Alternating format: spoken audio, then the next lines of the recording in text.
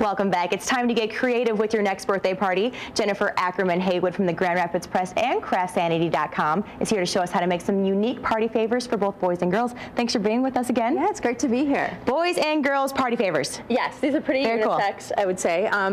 And basically what the first thing we're going to start with is these birthday crowns. And you can make these for just the birthday girl or boy, or you can make them for, if you want to get carried away and you have lots of time, you can make them for everybody that comes to the party. Very nice. There's a couple options. I like to use just regular craft felt. It's, you know, a lot of times there are people who use wool felt, but it's more expensive. Okay. Kids might get irritated by it. So just the inexpensive felt. You can use the kind that's stiff, so it makes it a little bit sturdier. This crown here is made with just the stiffened fabric or felt on the front. For this one, I used a Pellin or Peltex interfacing to get, because otherwise you'll have a crown that flaps over.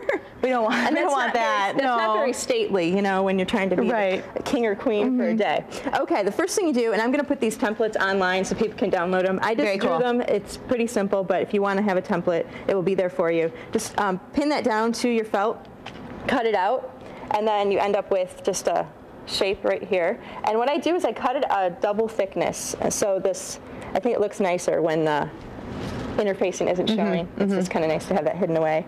And then save your scraps, because you can make little, you know, if you want to put an initial, or I use sequins on this one. This is for my daughter Abby, who turns 5 next week, so that's why I'm in birthday mode here. Absolutely. And then what you can do is just stitch on, take the top layer and just stitch whatever. If you're going to use a, you know, do any kind of a initial or design of any kind. It's fun to put a piece of ribbon along the bottom. And this, you can glue it in place, or, you know, I like to stitch everything. Just, I think I make everything more difficult, you know, by stitching everything. For right now, I'm just going to pin this in place. And what you're going to want to do is, I sew these on the machine. You could do it by hand, but what you want to do is kind of make your sandwich here. Put the felt on the bottom. You have your interfacing in the center, and then you're going to tuck your ribbon inside here.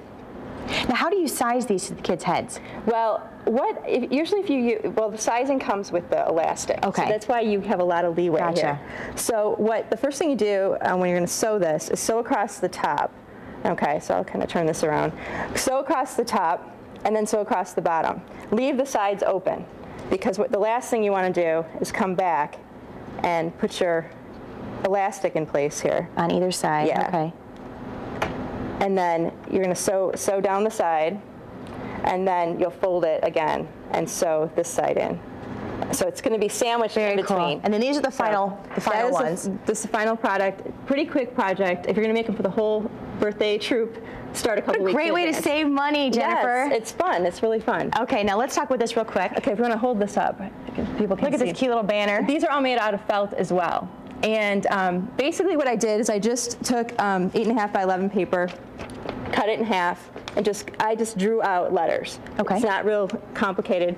And then just tape or pin those to felt, cut out 2 layers, and then I have, I think, the P in progress here.